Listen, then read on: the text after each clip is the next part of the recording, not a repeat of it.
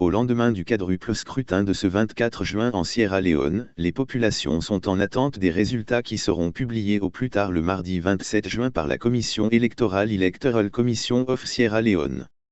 Ce dimanche, la plupart des citoyens de la capitale sont restés à domicile pour suivre la synergie des radios qui diffusent au compte-gouttes les résultats par bureau de vote. Notre correspondant à Freetown a tendu son micro à quelques citoyens pour comprendre leurs attentes vis-à-vis du nouveau président. À Kinjimi Market, Samuel Kamanda affirme que les choses ne marchent pas comme il faut. L'ethnocentrisme domine les débats dans ce pays. Les politiciens usent de l'ethnocentrisme pour avoir des militants. Je souhaite que le nouveau président assure l'eau potable pour la population. Qu'il règle aussi le problème de l'électricité. Qu'il fasse aussi que les prix diminuent dans les marchés. Car la vie est chère.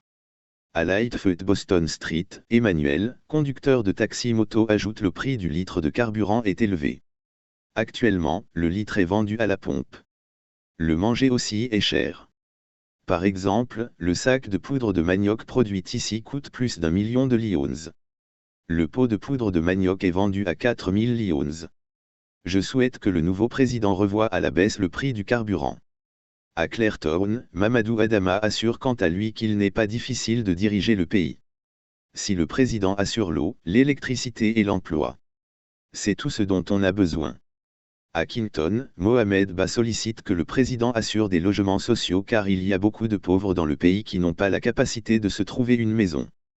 Qu'il fasse aussi la monnaie du pays gagne sa valeur face aux devises. La vie chère, ces derniers temps, en Sierra Leone est due à des multiples crises qui se sont répercutées sur l'économie du pays. Ce sont entre autres la guerre civile de 1991 à 2002, l'épidémie d'Ebola, la pandémie de Covid-19 et la guerre en Ukraine.